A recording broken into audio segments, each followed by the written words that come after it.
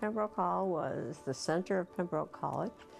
The women who tried to start Pembroke College had great difficulty, and in my years of Alumni Association president, when we were researching a lot of the background, it was very interesting to find out from the 1880s these women were trying to start the women's college, and the men would always say, quote, "the time was not right."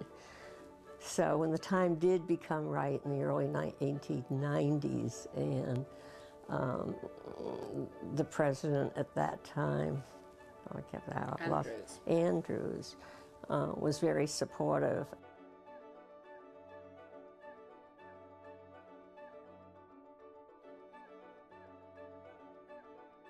It's interesting that Sarah Doyle, who was the founder of this whole group, which we used to call the Long Name Society, because they were the Society for the Collegiate Education of Women. She herself was a teacher in the province schools. She herself never graduated from college. Probably the first degree she got was an honorary degree from Brown University.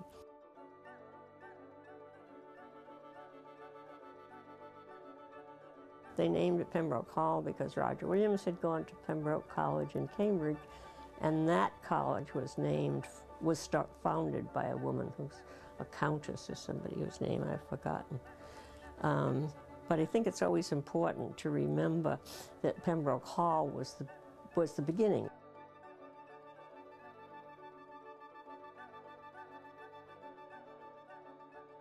Well, the first impression, of course, was Pembroke Hall. And that was dark, very dark. And it was the library, which to me is very important, always has been.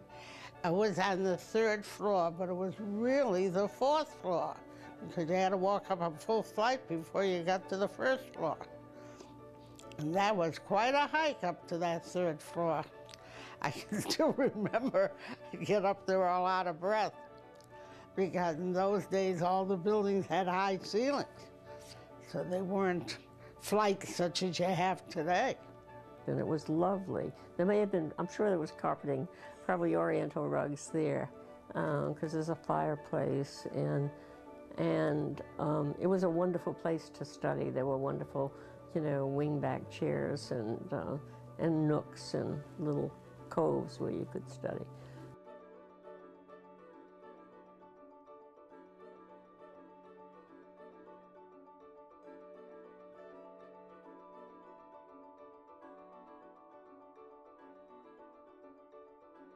In this room, I had a wonderful course in Shakespeare. The professor's last name was Brown, and he was really an actor.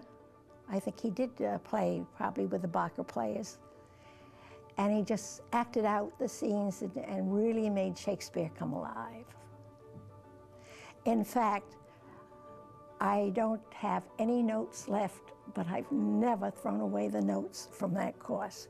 And I know just where they are in my home, and I treasure them. I've never looked at them. I was very disappointed when my children had courses in Shakespeare that they weren't interested in my notes at all.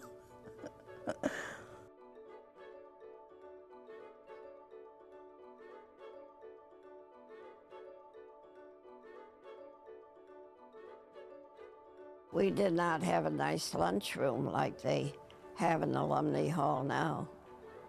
We had, it seems to me it was just, all I can think of is sort of a dark room and round tables, and that is where a nucleus of girls would get together and a group would form.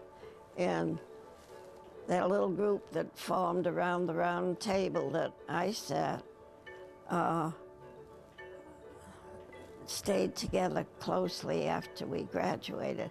I guess it was natural because we were there most of the time, each day at about the same time.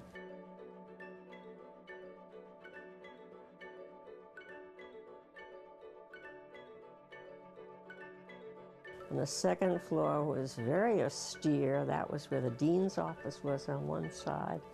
And I think the dean of admission probably on the other side, but I do recall a little room where the Brown professors who came over to teach us, it was their room, which was always rather smoke-filled, and you'd see them coming and going with a bag of books. And that was the only headquarters the faculty had on our campus. As you walked in on that very lower level from the campus, not going up the steps, that's where our mailboxes were. And they were not locked boxes in those days. They were, what do you call it, just boxes. And I think there was a Pembroke bookstore there in the corner on that level. And we had lockers. Lockers where we could put our books and things. And as I told you, my mother died when I was 3. My father gave me her watch, and I used to take it to college. And somebody took it from my from my locker. So I have an unhappy thought about that locker room. I know it was a dark room. It was a dark room. Next door, there was a frame house. I don't remember what they called it. And that was for locals who had to hang around between classes. So you hung around in that, whatever it was. That's funny, I don't remember the name. But as I say, there was always a bridge table set up, and that's where I spent most of my time, playing bridge.